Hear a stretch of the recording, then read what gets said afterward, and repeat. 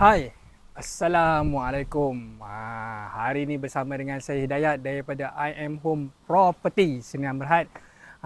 Hari ini kita berada di Kampung Sialang, Tangkak, Johor. Kalau kita tengok ni di belakang saya ada rumah tiny house. Owner buat 2 unit. Dan di tengah-tengah dia ada swimming pool lah. Pada orang-orang Tangkak, bila lagi nak buat rumah kan? Betul tak? Ini kita dah ada satu di Tangkak. InsyaAllah sekejap lagi saya akan review dalam rumah. Untuk owner ni dia pilih color, kalau kita tengok di sini dia hijau, putih.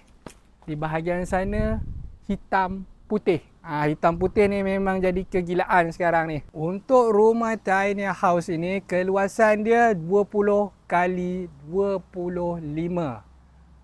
Total build up 500 kaki persegi.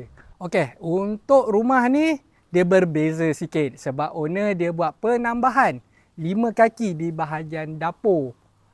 Jadi untuk rumah ni 20 kali dengan 30 kaki persegi. Okey, total build up dia lebih kurang dalam 600 kaki persegi lah. Okey, saya boleh bawa masuk ke dalam ya. Boleh kita lihat di bahagian depan dia ada veranda 5 kali dengan 10. Owner pun dah buat penambahan tiles di bahagian luar. Di bahagian luar ni kebiasaannya kita akan pakai tiles heavy duty lah. Dia tak sama dengan tiles bahagian dalam. Okey, saya bawa masuk dalam ya. Okey, seperti kita lihat owner dah buat juga tiles di keseluruhan dalam rumah. Dan owner juga buat penambahan di mana adanya sliding door. Okey, kalau kita tengok daripada ruang tamu, ruang makan, keluasan dia hampir lebih kurang dalam 19 kaki. 19 kaki dan okey, kalau kita tengok daripada segi bilik air dia pula, kita memang dah sediakan semua aksesori lah. Mangkuk tandas, sinki, shower dan pipe air. InsyaAllah. Okey. Untuk bahagian dapur ni pula, kalau kita tengok, owner dah buat penambahan 5 kaki lagi ke bahagian belakang. Di mana dapur ni akan jadi keluasannya adalah 6 kali dengan 6 kaki. Kita sediakan juga sekali dengan tiles tabletop dan sinki.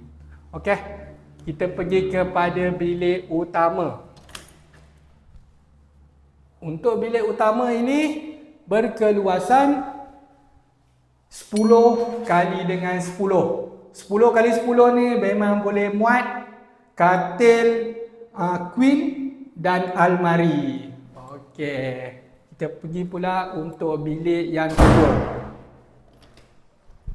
Untuk bilik yang kedua pun sama. Saiznya 10 kali dengan 10 kaki. Kita bagi sekali dengan tingkap aluminium frame. Okey, kalau di bahagian sini kita nampak owner buat kawasan ni sebagai laundry dan untuk letakkan peti ais lah. Dan di bahagian bawah ni kita letakkan flow track untuk air daripada mesin basuh tu keluar. Macam cantik tak rumah ni? Cantik kan? Okey.